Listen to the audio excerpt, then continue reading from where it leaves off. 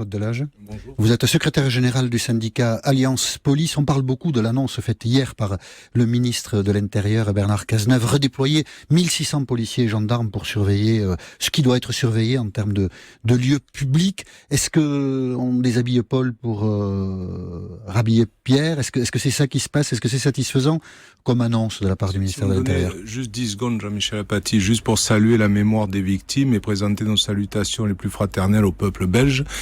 Et parce que nous avons connu ça et il faut saluer ce pays qui est un pays pacifique. Et ne pas faire trop d'amalgame non plus.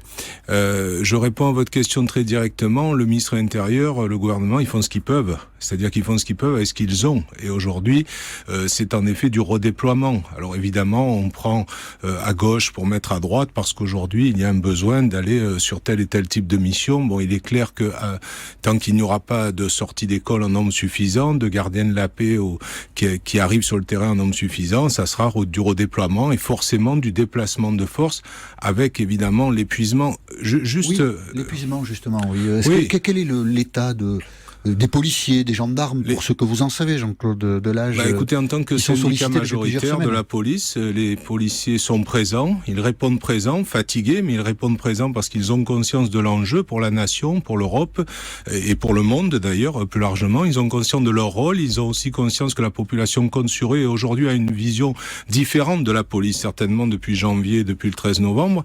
Donc ils sont fiers de faire ce métier, mais ils attendent aussi, là, le plan pluriannuel que nous a promis le président de la République pour des moyens, des revalorisations de carrière.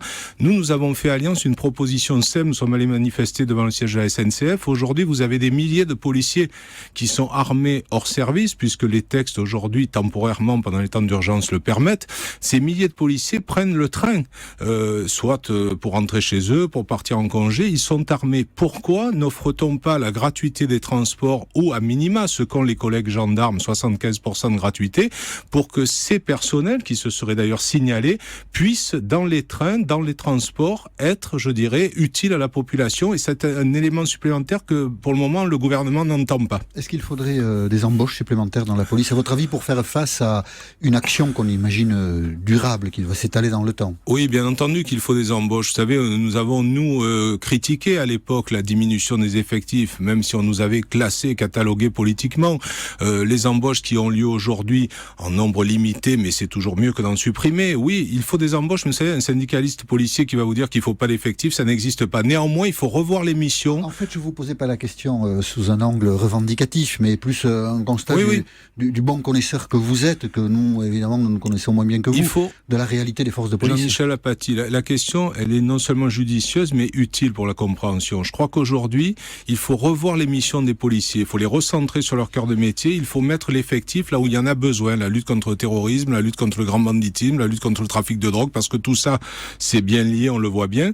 Donc aujourd'hui, il faut de l'effectif, mais surtout recentrer sur les vraies missions de protection de la population au sens large. L'Euro de football s'annonce. Vous confirmez que toutes les demandes de congés, tout est suspendu pendant le mois durant lequel se déroulera l'Euro en France? Oui, je dirais traditionnellement sur des événements comme ça, évidemment qu'il y a des diminutions, les repos ne sont pas accordés. Bon, il y a une note du directeur général de la police, des services, il y a de cela plusieurs mois, où nous savons que dans cette période très tendue, y compris avec les attentats, il va y avoir des repos qui seront supprimés. Je le dis, les policiers sont présents, mais attention, il faut aussi entendre leurs revendications et celles d'Alliance.